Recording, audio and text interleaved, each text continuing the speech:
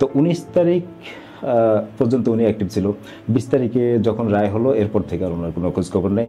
ওনার বিভিন্ন phone number বা Facebook সমস্ত কিছু মানে একদম স্থবির। মানে এটাকে কিভাবে দেখছো তুমি? এখন উনি যদি আসলে অপরাধী নাই হইতো, ওনার এই সাথে যদি সংশ্লিষ্টতা নাই থাকতো, তাহলে উনি এত হঠাৎ করে মানে চুপ হয়ে গেলেন কেন?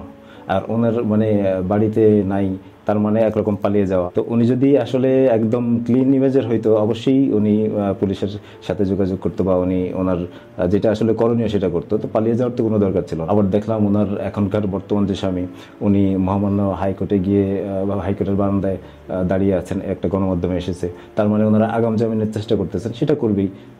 তো আগাম জামিন নিয়ে হয়তো বা আবার প্রকাশ্যে আসবেন, এরকম চিন্তা ভাবনা আছে। এখন যেহেতু হয়েছে, তো পুলিশ তো তাদেরকে করবে, এটাই স্বাভাবিক। বিপরীতে তাদেরকে করা উচিত না? তো 20 তারিখ রাতে 21 তারিখে যখন হয়েছে, এরপর থেকে আজকে কত তারিখ, 6 তারিখ বা, তো এখন পর্যন্ত কিন্তু পুলিশ তাদের করে নাই।